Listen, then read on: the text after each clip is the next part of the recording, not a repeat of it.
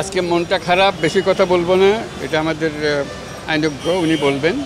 মনটা খারাপ যে একটা তারিখ নিয়ে যেরকম একটা ধস্তাধস্তি করতে হলো, তো মনটা খারাপ হয়ে গেল।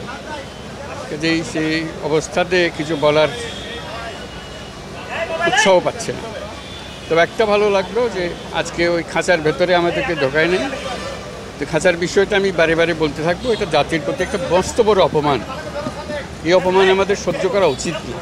আমি বিচার বিভাগের প্রতি আবেদন জানাই, যত তাড়াতাড়ি সম্ভব এই খাঁচাগুলো সরিয়ে ফেলা, এটার ব্যবহার থেকে আমরা মুক্তি পেতে চাই।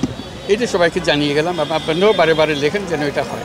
এই যে খাঁচা সরানোর কথা বলছেন, এটা মানবতার প্রতি অপমান। এটা তো কেন মানুষকে পশুর মতো খাঁচায় ভরে রাখবে কেন?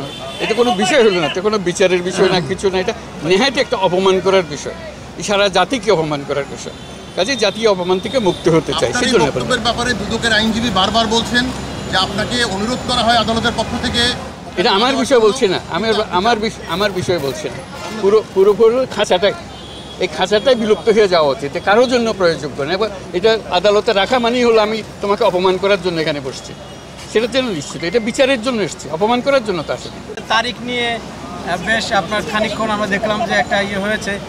আপনি কি মনে করছেন যে আপনার মামলাটি খুব দ্রুত গতিতে আপনার আমরা এটা যে কেউ আদালতে উপস্থিত ছিল, তো এটা মনে হবে একেবারে তাৎক্ষণিকভাবে একটা বিচার শেষ করে ফেলতে চাচ্ছে, এরকম একটা মনোভাব আসছে। কাজে সেটা নিয়ে একটু সন্দেহ প্রকাশ করছি।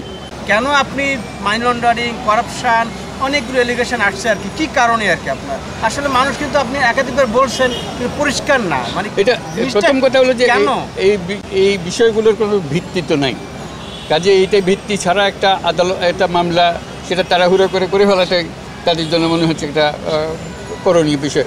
হিংসার শিকার হচ্ছেন বা রাজনৈতিক শিকার হচ্ছেন, কিছু একটা শিকার তো হচ্ছে তো বটেই, এটা তো পরিষ্কার।